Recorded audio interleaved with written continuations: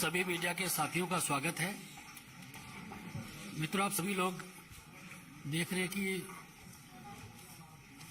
निरंतर भारतीय जनता पार्टी में लोग शामिल हो रहे हैं और आप लोगों के समक्ष नियमित रूप से हमारे ज्वाइनिंग का कार्यक्रम चलता रहता है। और आज बड़ा सौभाग्य का विषय है कि आज की ज्वाइनिंग के लिए हम लोगों के मध्य भारतीय जनता पार्टी के राष्ट्रीय अध्यक्ष आदरणीय जेपी नड्डा जी हम लोगों के मध्य हैं और भारतीय जनता पार्टी की नीतियां और माननीय प्रधानमंत्री जी के यशस्वी नेतृत्व से प्रभावित होकर आज सुनील जाखड़ जी भारतीय जनता पार्टी की सदस्यता ले रहे हैं। आप सब लोग जानते ही हैं, बहुत लंबे समय से पंजाब की राजनीति और देश की राजनीति में आदरणीय जाखड़ जी सक्रिय रहे हैं। पंजाब विधानसभा में विपक्ष के नेता रहे हैं, पीसीसी के प्रेसिडेंट रहे हैं और सांसद के रूप में भी आपने काफी समय तक संसद में रहे हैं। हम लोग भारतीय जनता पार्टी परिवार में आपका स्वागत करते हैं और इस अवसर पर मैं पार्टी के राष्ट्रीय अध्यक्ष आदरणीय जेपी नड्डा जी से आग्रह करता हूं कि जाखड़ जी को भारतीय जनता पार्टी की सदस्यता की पर्ची और उनका पार्टी में स्वागत करें। बुके लियो।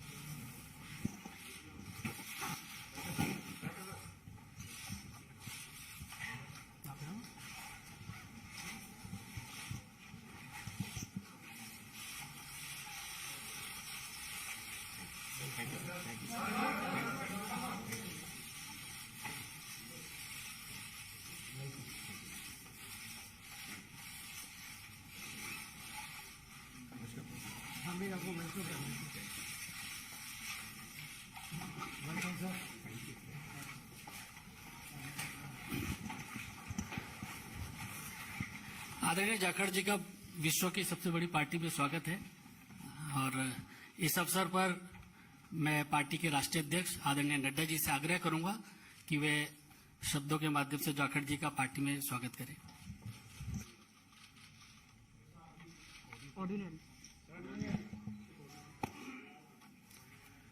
जैसा अभी अनिल बलूनी जी ने आपके सामने इस विषय को रखा है कि सुनील जाखड़ जी भारतीय जनता पार्टी की सदस्यता लेकर भारतीय जनता पार्टी में शामिल हुए हैं, मैं अपनी ओर से और पार्टी के करोड़ों कार्यकर्ताओं की ओर से उनका भारतीय जनता पार्टी में स्वागत करता हूं, अभिनंदन करता हूं।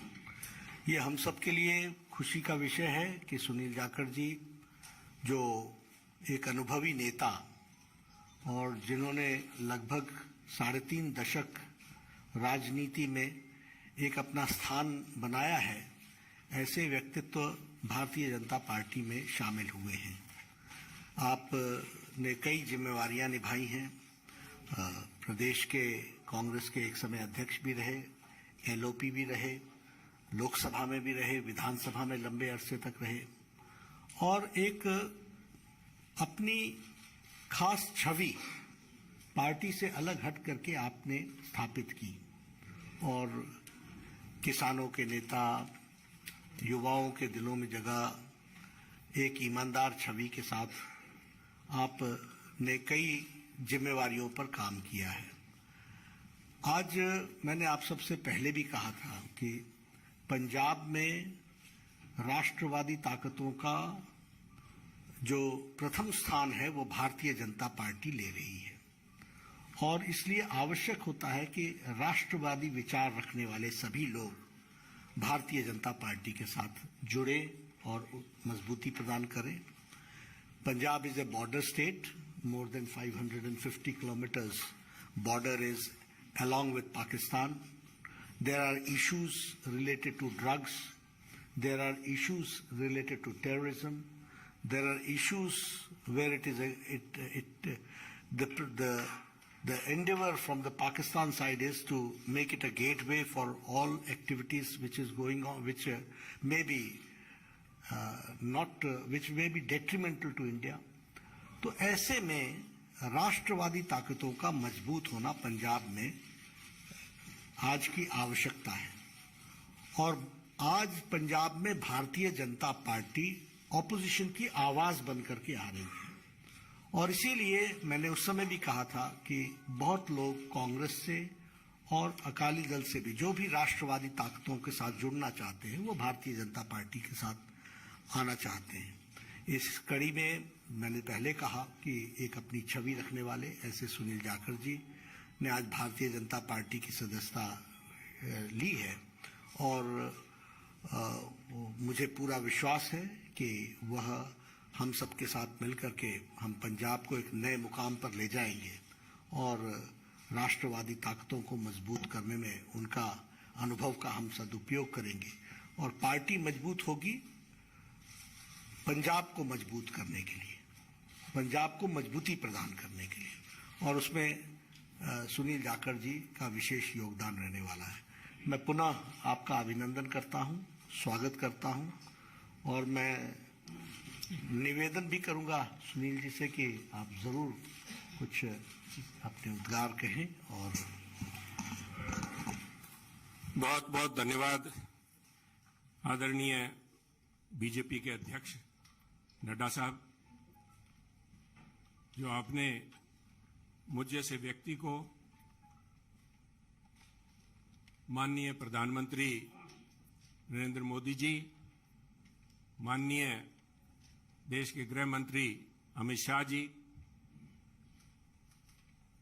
उनके साथ उनकी सहमति से मुझ जैसे व्यक्ति को आज अपनी पार्टी में शामिल होने का ये मौका दिया। मैं आभारी हूं मंच पे जो मौजूद हमारे प्रभारी अनिल बालूनी जी हैं। मैं आभारी हूं खास तौर पे प्रवेश वर्मा जी का, जो खास तौर पे इस मौके पे यहां पहुंचे हैं। मैं आभारी हूं अरविंद खन्ना जी का, मैं आभारी हूं मनजिंदर सिंह सरसा जी का, मैं आभारी हूं परमिंदर जी का कि आप सबके सहयोग से आज इस बीजेपी के मंच पे नड्डा साहब की हाजिरी में बीजेपी में शामिल होने का मौका आपने दिया। धन्यवाद नड्डा साहब। आप सभी ये कोई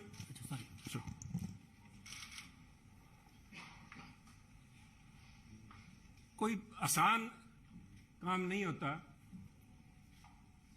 50 साल का संबंध मेरा कांग्रेस से है। हमारी 3 पीढ़ियां कांग्रेस पार्टी में सन 1972 से लेकर आज 2022 तक हमने पार्टी को अपना परिवार समझ के अच्छे बुरे समय में साथ रहे हैं। और एक चीज जो मैं समझता हूं, जिसकी वजह से, जिस आत्मीयता से और जिस खुले दिल से बीजेपी के शीर्ष नेतृत्व ने और नड्डा साहब ने आज मिलने का मौका दिया, उसका सबसे बड़ा कारण था कि सुनील जाखड़ ने राजनीति को निजी स्वार्थ के लिए इस्तेमाल नहीं किया। सुनील जाखड़ ने कभी तोड़ने का काम नहीं किया। हमने सभी हमेशा कोशिश की है, शायद सफलता ना मिली हो, जोड़ने का काम किया है। और मैं एक ऐसे सूबे से संबंध रखता हूं, एक ऐसे प्रांत से आता हूं जो गुरुओं, संतों, पीर, पैगंबरों की धरती मानी जाती है। अगर राष्ट्रीयता की बात, जैसे नड्डा साहब ने बार बार जिस बात को एम्फेसाइज किया है, आज अगर जहां देश की जरूरत राष्ट्रीयता की भावना की है, वहां अगर राष्ट्रीयता कहीं से चालू होती है, जिसे कहते हैं उर्स्प्रुंग, द बेसिक जेनेसिस राष्ट्रीयता, वो तभी पैदा होती है जब समाज में राष्ट्रीयता की भावना हो, एकजुटता की भावना हो। और पंजाब का मूल मंत्र ये रहा है, गुरु साहब ने, गुरु नानक देव जी ने सर्व सांझी वालता की बात कब की थी?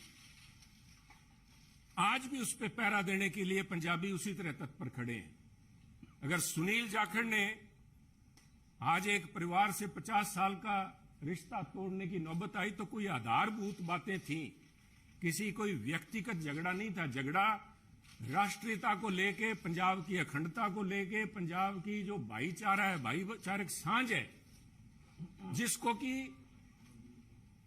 टेररिज्म AK-47 की गोलियां नहीं तोड़ पाई।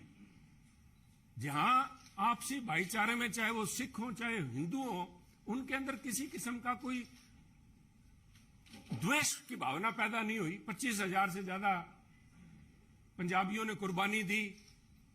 पर आप भी गवाह, साहब पड़ोसी दे, आपका तो पड़ोसी सूबा है, आप तो जब हिमाचल से चलते हैं, पंजाब के बीच में से होके जाते हैं, कभी भी कोई फर्क नहीं आया, किसी किस्म का कोई किसी सोच ही नहीं आई। और उसी राष्ट्रीयता की भावना के लिए पहरा दे के सुनील जाखड़ ने अपनी 50 साल की जिंदगी का वही मूल मंत्र था। परंतु दुख इस बात का है, मैं बड़े भरे मन से कह रहा हूं कि आज जब अपने परिवार से नाता तोड़ के दूसरी जगह जब मैं आया हूं यहां पे, तो उसका कारण यह था कि सुनील की आवाज, सुनील को इस बात के लिए कटघरे में खड़ा किया गया कि उसने इस बात का विरोध किया कि आप पंजाब को जाति पाति धर्म के नाम पे नहीं तोड़ सकते। पंजाब को आप परसेंटेज में नहीं दे सकते कि ये अमुक जो धर्म है, अमुक जाति है, अमुक समुदाय है, उसकी परसेंटेज कितनी है, 30% है, 40% है, 15% है। मैं समझता हूं पंजाब एक सूबा है जिसने देश के लिए template has established a template for the country. Every single citizen has the same right as anybody else. सबको बराबरी का, there is no second class citizen in Punjab. और इस भावना को लेके पंजाब अग्रणी सूबा रहा है, चाहे वो हमने देश की सीमाओं पे लड़ाई लड़ी है, चाहे देश के विकास में, हर सूबे प्रांत में पंजाब ने अपना नाम कमाया है।